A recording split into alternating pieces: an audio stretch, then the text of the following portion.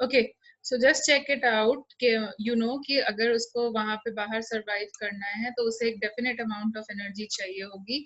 So we just follow the law of conservation of energy. ठीक है, so we follow law of conservation of energy following law of conservation of energy.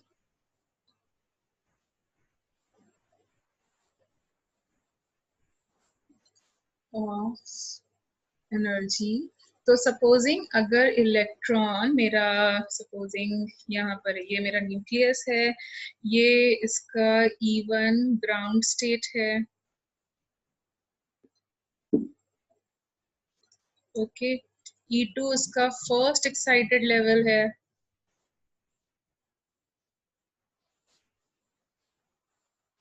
E3 उसका second excited level है. सो E3 में survive करने के लिए उसे कितनी एनर्जी चाहिए? How much energy is needed to survive in E3? Sorry, in third orbit. E3 और E2 plus E3. yes, तो अगर सपोजिंग इलेक्ट्रॉन यहाँ से यहाँ जंप करता है तो वो कितनी एनर्जी एमिट करेगा? यहाँ रहने के लिए E3 चाहिए, यहाँ रहने के लिए E2 चाहिए, तो एक्स्ट्रा एनर्जी निकाल देगा. So what is that? Yes, तो वो कितनी एमिट करेगा? E3 minus E2. और फिर अगर इलेक्ट्रॉन यहाँ से यहाँ जंप मारता है तो कितनी एनर्जी निकाल देगा? E2 minus E1. Extra energy फेंक देगा. ठीक है, और अगर सपोजिंग इलेक्ट्रॉन यहाँ से यहाँ जंप करता है तो how much energy? E3 minus E1. So what is this? अगर ये एक्स्ट्रा एनर्जी हमारी जो वो होती है, मतलब लाइक करस्पॉन्ड करती है, अगर हमारे विजिबल रेंज में करस्पॉन्ड करती है तो हमें कलर्स दिखते हैं. जैसे तुम्हारे घर में वो देखे होंगे तुम लोगों ने, उस स्टार मून वाले स्टिकर्स लगाते हो ना रूफ पे जो शाइन करते हैं, they glow when it is dark. Have you seen those stickers? तो वो क्या होते हैं? When light is falling on them, see when light, जैसे रूम की लाइट या sunlight, is anything is falling on them, what happens? They jump to the higher excited level. ये ऐसे ऐसे करके जंप कर जाते हैं. फिर उनको ऑन पर्पस ऐसा बनाया जाता है कि जब वो नीचे लौट करके आएंगे तो वो हमारे विजिबल रीजन में लाई करेंगे. सो जब वो नीचे लौट कर आते हैं, क्योंकि वो उनका स्टेशनरी ऑर्बिट नहीं है वहां पे, तो उनको पैसे खर्च करने ही पड़ेंगे. So when they will return back, they will emit out the extras amount of energy. And जब वो एक्सेस अमाउंट ऑफ एनर्जी निकलेगी तो वो ऑन पर्पस ऐसे बनाए जाते हैं कि वो हमारे विजिबल रीजन में लाई करें. So if it is lying in our visible region, हमें क्या होता है? कलर्स दिखते हैं. तो अगर रेड कलर को करस्पॉन्ड करता है तो हमें रेड कलर दिखने लगता है, येलो कलर, ग्रीन कलर, मतलब जिस कलर को वो करस्पॉन्ड करता है वो कलर अपने को दिखने लगता है. ठीक है, अब अगर तुम ऐसे नहीं समझ पा रहे तो तुम कभी जैसे रोड ट्रिप पे जाते हो तो देखते होगे ना, वो पेंट लगा होता है रोड्स के साइड पे, व्हाइट या ऑरेंज कलर का साइन बोर्ड्स पे. Yes. वो दिखता Yes, है. ma'am. ठीक है, तो क्या होता है? जब तुम्हारी कार की हेडलाइट उस पे स्ट्राइक करती है तो they send the electrons to the higher energy level, and when it stop striking, what happens? The electrons again lose energy and they try to come back to their original energy level. और उनको ऐसा on purpose बनाया जाता है कि वो हमारे visible range में लाई करें और हमें दिखें. ठीक है, तो इसीलिए वो दिखते हैं. लेकिन ऐसा नहीं होता वो हमेशा शाइन करते रहते हैं. जब सारे इलेक्ट्रॉन्स वापस घर में आ जाएंगे तो क्या वो तब भी शाइन करता रहता है? No, ma'am. नहीं. ठीक No, है, तो ma'am. तब तक शाइन करता है जब तक हमारे इलेक्ट्रॉन्स घर में वापस नहीं आते. Okay, following the law of conservation of energy. Okay, so the difference in energy if lies in our visible range,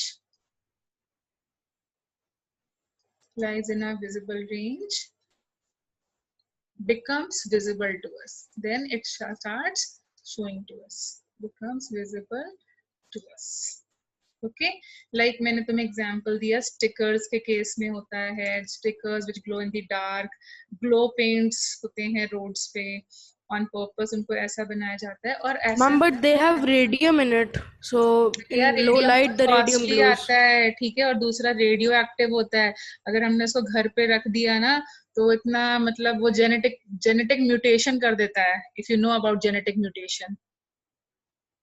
ठीक है, मैम एक डाउट है। हाँ बोलो। मैम अगर वो फर्स्ट शेल में इलेक्ट्रॉन है, उसको सेकंड शेल में जंप करना है, मगर सेकंड शेल फिल्ड है, तो भी वो जंप कर पाएगा?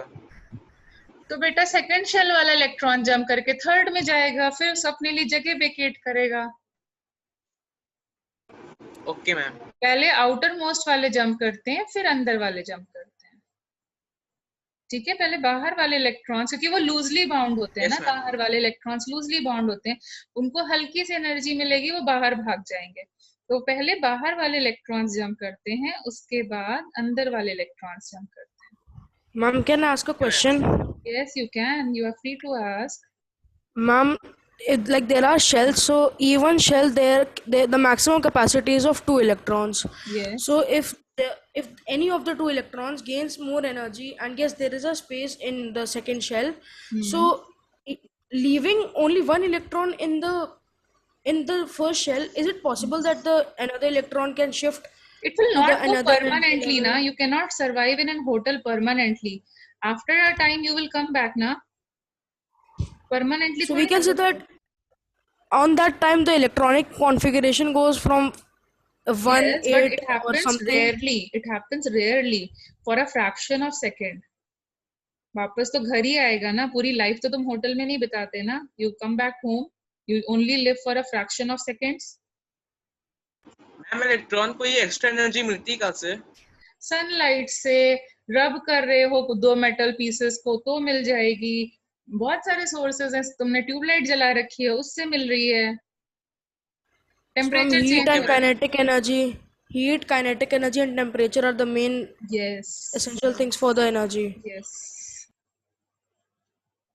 Okay, और कोई doubt?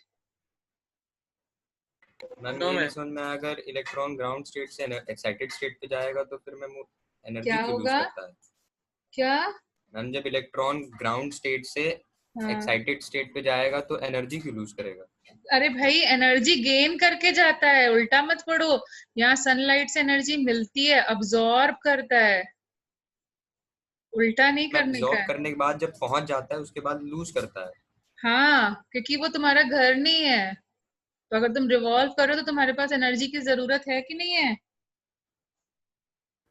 So ma'am, then after like it gains energy, it reaches a point, then it loses the energy and comes back, and then again gains. That is the whole process, and that's why you are able to see those glow stickers. So that is a cycle in which gaining and losing energy is continuous. Yes. Ma'am अगर वो electron nucleus के force को oppose कर रहा है, तब जाते वक्त उसकी एनर्जी खर्च नहीं होगी? उसकी एनर्जी खर्च नहीं होगी क्योंकि वो न्यूक्लियस के फोर्स को अपोज कर रहा है। वो मैकेनिक्स नहीं लगानी है तुम्हें, वो मैकेनिक्स नहीं लगानी है, वो नेग्लिजिबल अमाउंट होता है। ठीक है, वो नेग्लिजिबल अमाउंट है, क्योंकि सेंट्रीपिटल फोर्स भी तो है ना उसके पास, जो उसको पुश कर रहा है। Yes, तो उसे बाहर जाने के लिए forces oppose each other. हाँ, तो वो जो तुम्हें जो बोल रहे हो ना, वो उसके लिए सेंट्रीपिटल फोर्स है ना, हेल्प करने के लिए। But ma'am, still very less amount of energy has to get shedded from By less amount. Very less amount when it is opposing the reaction, because the you don't have to, I told you don't have to go into that mechanics. Okay, वो मतलब वो physics वालों का काम है, I can't explain you about it too much.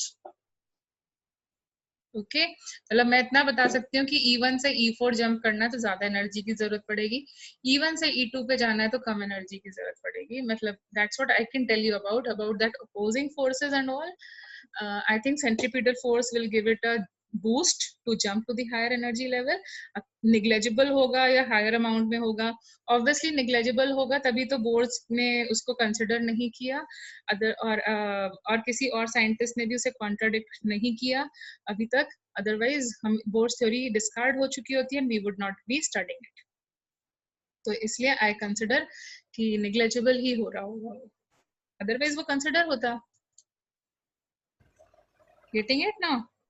So, ma'am, if it is proved, then the Bohr's theory Yes, will maybe just you vanish. people, obviously it's just like वो भी एक तरीके से ट्रिब्यूट हो जाएगी रदरफोर्ड की तरह, तुम लोग साइंटिस्ट बनना है and then think about it.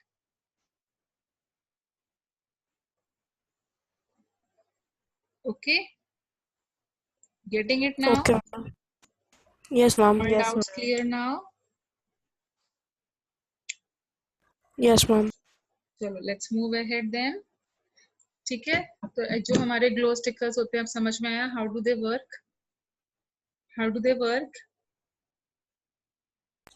But ma'am, in firecrackers, ma'am, a lot of energy is gained and then reduced like suddenly. So firecrackers में जानबूझ के रिएक्शन करवाई जाती है. There are explosives put in that. वहाँ पे ये काम नहीं चल रहा है, ये एनर्जी एक्साइटेशन वाली चीजें नहीं चल रही हैं. वहाँ जैसे आग लगा दो और फिर बोलोगे इलेक्ट्रॉन एक्साइट हो गया, तो आग लगाते टाइम इलेक्ट्रॉन नहीं एक्साइट होता है, वो एनर्जी एक्सप्लोड हो रही होती है और रिएक्शन ऐसी. No, ma'am, not in bombs or anything, but so like those firecrackers which make sparkles. हाँ, तो उसमें भी एक्सप्लोजिव्स डाले जाते हैं, बट वो कम इंटेंसिटी के डाले जाते हैं. एक्सप्लोजिव्स होते हैं. Okay. So then it boosts the energy of the electrons? No, it is not according to that. There is an explosive reaction. There is an exothermic reaction. Depending upon तुम्हें कितना आवाज चाहिए, कितना बड़ा impact चाहिए, amount of explosive is decreased or increased. Okay, it has got nothing to do with the excitation of the electron. Can you get it now? Yes, ma'am. ठीक है, अच्छा अब हम आगे करते हैं फिर. तो अब क्या हुआ कि जो मतलब बोर्स थ्योरी ऐसे ही नहीं हम इसको इतना ट्रिब्यूट देते हैं. बोर्स ने बहुत सारे कैलकुलेशंस भी करे और उसके बेसिस पे हमें कुछ फॉर्मूलाज भी दिए. तो he told us that you can just मतलब इतने सारे फॉर्मूलाज दिया कि you can calculate the energy of the electron in an orbit. If you want, you can calculate the energy of the electron in an orbit. That is, इसने एक formula दिया, that is -13.6 into z square upon n square. z यहाँ पे मतलब है atomic number. जिस भी element के बारे में बात करोगे, n stands for number of orbit. इस फॉर्मूले से एनर्जी निकाल सकते हो. फिर if you want you can also find the ये है इलेक्ट्रॉन वोल्ट पर एटम. मेरे को यूनिट्स लिखना था, electron volt per atom. Then you can also find the radius of the electron in some nth orbit. उसका भी उसने फॉर्मूला पूरा कैलकुलेट करके दिया. तो अब कैसे आया वो मैं डिस्कस नहीं करूंगी. I'm just telling you the formulas. That is n square upon z. Angstrom. Angstrom is a unit to measure length. बहुत स्मॉल लेंथ को मेजर करने के लिए एंगस्ट्रॉम यूनिट मेजर किया जाता है. I'll just tell you कि क्या है. Then उसने हमें फॉर्मूला दिया to calculate even the velocity of the electron in some orbit. So उसके लिए he said it will be 2.18. उसने पूरा proof calculation सब कुछ दिया. Okay, so 2.18 into 10 raised to the power 6 into z upon n centimeters. No, sorry. It will become meters per second. तो ये तीनों फॉर्मूलाज हमें बहुत काम आते हैं. Sorry. These formulas help us a lot. Okay, तो ये फॉर्मूलाज से यूज करके तुम किसी भी एटम का रेडियस, वेलोसिटी या energy, whatever you want, you can just calculate it. Okay, जैसे हम लोग एक फॉर्मूले को पिक कर लेते हैं. सपोजिंग हम लोग रेडियस वाला. Yes ma'am, but if you have to calculate the rate of change. कौन सा rate of change? What rate of change? Electrons during an atomic reaction. Then भाई वो दूसरी चीज है, तुम एटॉमिक स्ट्रक्चर पढ़ रहे हो, तो रिएक्शन कहाँ से आई? केमिकल रिएक्शन से पढ़ना ना उसके बारे में. अभी तो स्ट्रक्चर तो निकाल लो, अंदर है क्या वो पढ़ रहे हैं ना. You're not studying chemical reaction. Come on, tell me which chapter you are studying. Which chapter you are studying, dear? Atoms. तो then उसमें फिर रेट कहाँ से आया? पहले उसको अंदर डाइसेक्ट तो कर लो, उसके जो फंडामेंटल पार्टिकल्स हैं उनका बिहेवियर तो स्टडी कर लो. बस हमारा यही कंसर्न है इस चैप्टर में. Can you get it? Can you Yes, ma'am. understand my point of concern? हम सिर्फ उसके फंडामेंटल पार्टिकल्स का बिहेवियर ही स्टडी कर रहे हैं और उसके आगे हम अभी नहीं जा रहे हैं. ओके एंगस्ट्रॉम और मीटर में रिलेशन बता सकती है? बेटा हाँ मैं बता रही हूँ, just minute. So that's what we are taking. I am taking one formula at a time. So I am taking radius of the electron in some nth orbit. ठीक है, एक एक फॉर्मूले को एक एक बार एक्सप्लेन करते हैं. तो आई टोल्ड यू कि मैंने तुम्हें बता दिया कि उसका जो फॉर्मूला जो होगा ना, it will be Rn is equal to 0.529 into n square upon z angstrom. So मैंने तुम्हें बोला एंगस्ट्रॉम मतलब, अब देखो एटम खुद इतना छोटा है, मतलब अगर तुमने 1 ग्राम हाइड्रोजन एटम्स ले लिया तो उसके अंदर 6 into 10 raised to the power 23 atoms होने वाले हैं. That means you can imagine कि एटम कितना स्मॉल होगा. कैन यू इमेजिन एटम कितना स्मॉल होने वाला है? यस और no? Yes, ma'am. So that means the radius of the atom will also be small. अब उसमें meters और centimeters में measurement नहीं आएगी. So angstroms होता है, this is called as angstrom. Let me write it properly. Angstrom जैसे जैसे distance between sun and earth किस में measure होता है? Ma'am, light years. Why light years? Why are we using kilometers? क्योंकि उतने 1000 किलोमीटर लिखने से बेटर है उसको एक नया यूनिट दे दो, दैट इज लाइट ईयर. तो सिमिलरली एक स्मॉल डिस्टेंस को मेजर करने के लिए हम लोग कुछ और यूनिट्स यूज करते हैं, जैसे एंगस्ट्रॉम्स हो गए, माइक्रॉन्स हो गए. माइक्रॉन को हम रिप्रेजेंट करते हैं लाइक दिस. पिकोमीटर्स हो गए. Okay, picometer. What is the value of 1 angstrom? 1 minute. ANGSTROM. Okay, nanometer हो गया. These are small units which are used for small measurement of length. Small measurement of length के लिए हम लोग इन छोटे छोटे units को use करते हैं. ठीक है. And if you want to relate with meters and centimeters, supposing relationship निकालना चाहते हो, so 1 angstrom is equal to 10 raised to the power minus 10 meters. 1 micron is represented as 10 raised to the power minus 6 meters. Picometre का मतलब है 10 raised to the power minus 12 meter. और nano तो नाम से ही क्लियर हो रहा है, 1 nanometer will be equal to -9. Centimetres में लिखना चाहते हो तो टेल मी, सेंटीमीटर्स में क्या हो जाएगा? -4. -4. -10 and -7. Yes. ठीक है. So these are small units of measurements which we tend to use for length. Okay, can you get it now? Yes, ma'am. Okay, so tell me what will be the, अब calculate करके बताओ, what will be for hydrogen atom? For hydrogen atom, Z की value क्या होगी?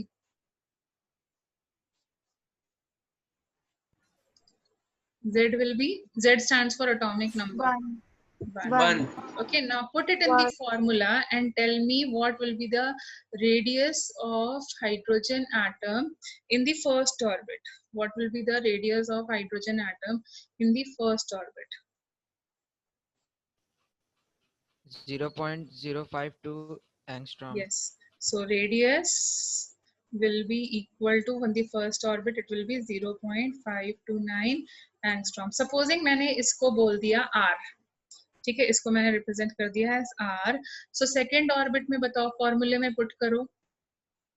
फॉर्मूले में put करो, formula ये रहा. What will be the radius of the electron in the second orbit? What will be the radius of the electron in the second orbit? बेटा पूरा वैल्यू मत बताओ. हाँ, पूरा वैल्यू मत बताओ. आई सिंपली मीन टू से 0.529 का 0.529 into 4. 2 का स्क्वायर कर देंगे. That means I can say this will become 4R. Third orbit के लिए बताओ. 9R. यस. 0.529. Yes, into 3 का square upon 1 and 9R. 9R. Okay, अगर मैं इसी चीज को fourth orbit के लिए पूछूं तो fourth orbit 16R. yes, 16R. you can say and so on. आगे का मैं ना लिखूं तो चलेगा. So NR. Yes, ma'am. Okay, so it will be 16R. Fine. N square R. Yes, तो ये हमारा इस वे में ऑर्बिट्स बढ़ते जाते. तो can you see from here that as the value of n is increasing the orbit is also increasing. देखो mathematically भी प्रूव हो रही है. Yes, ma'am. Can you see from here radius is increasing? Yes, ma'am. Yes, ma'am. Okay, so that means as we move away from the nucleus, what happens to the radius? Radius It increases. increases. Radius increases. Radius of the orbit increases. वैसे तो तुम्हें पता ही है concentric circles बनाएंगे तो radius increase तो होगा ही, but mathematically also it is proven that the radius of the orbit also increases. ठीक है, तो I can say R1 जो है वो छोटा होगा, R2 बड़ा होगा, R3 बड़ा होगा, R4 much more greater and so on. Can I write like this? Yes, ma'am. Okay, now the second thing I want to tell you, R2 minus R1 कितना है?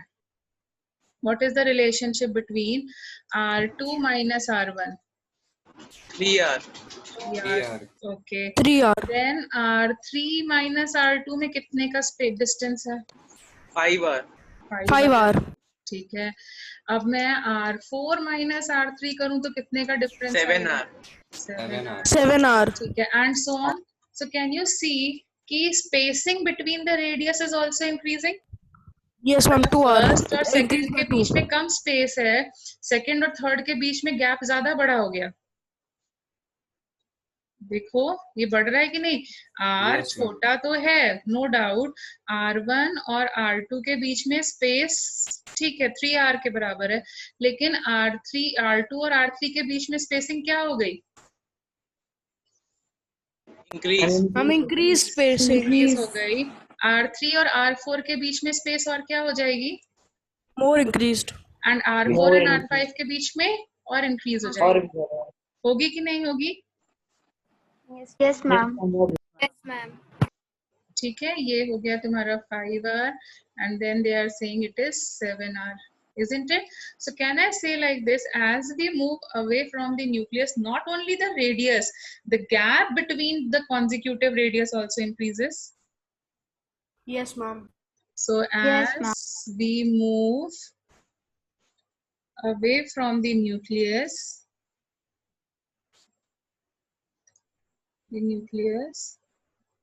the gap between consecutive radii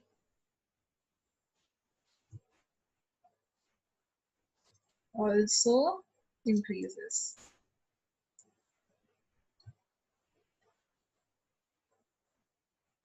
Yes or no? Yes, ma'am. Yes. Yes, ma'am. Okay.